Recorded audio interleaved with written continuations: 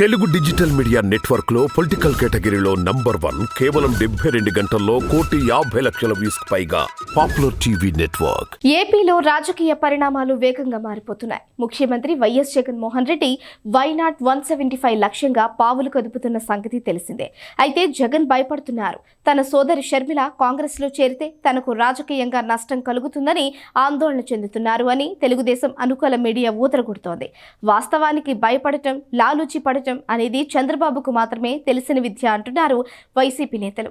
చంద్రబాబు ఎన్నికల కోసం, తన ప్రయోజనం కోసం ఏ ఎన్నికల్లో ఎవరితో అయినా పొత్తు పెట్టుకుంటారు.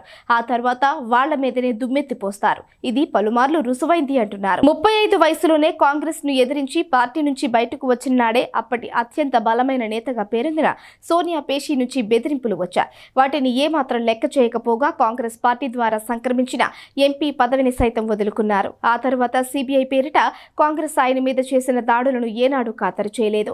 ధైర్యంగానే ఎదుర్కొన్నారు తప్ప పిరికివాడిలా పారిపోలేదు. కాంగ్రెస్ కు లొంగిపోలేదు.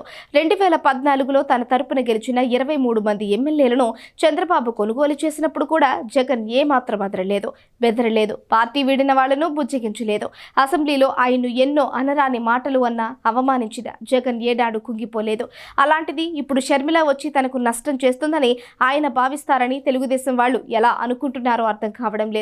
అసలు షర్మిల బలం గురించి టీడీపీ వాళ్ళు అతిగా ఊహించుకుంటున్నారని వైసీపీ నేతలు మండిపడుతున్నారు. ఇక షర్మిల కాంగ్రెస్ లోకి వెళ్లి కొన్ని ఓట్లు సాధిస్తే అది టీడీపీకి నష్టం తప్ప జగన్ కు గాని ఆయన పార్టీకి గాని ఏమాత్రం నష్టం కలిగించదు అంటున్నారు. ప్రభుత్వానికి వ్యతిరేకంగా ఎన్ని ఎక్కువ పార్టీలు ఉంటే ప్రభుత్వ వ్యతిరేక ఓటు అంత ఎక్కువగా ఉంటుంది. ప్రభుత్వం అంత తక్కువగా నష్టపోతుంది అన్నది అందరికీ తెలిసిందే. ఒకవేళ షర్మిల కనుక కాంగ్రెస్ లో చేరి కొన్ని ఓట్లు చీలిస్తే అవి ఖచ్చితంగా జగన్ ప్రభుత్వానికి వ్యతిరేకంగా ఉన్న ఓట్లనే చీలుస్తుంది తప్ప జగన్మోహన్ రెడ్డి అనుకూల ఓట్లను కాదు.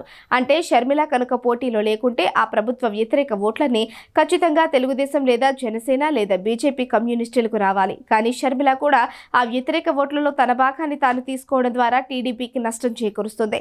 ఈ విషయం అర్థం చేసుకోలేని టీడీపీ వాళ్ళు షర్మిల వస్తే జగన్ కు భారీ నష్టం కలుగుతుందని జగన్ భయపడుతున్నారని అంటున్నారు.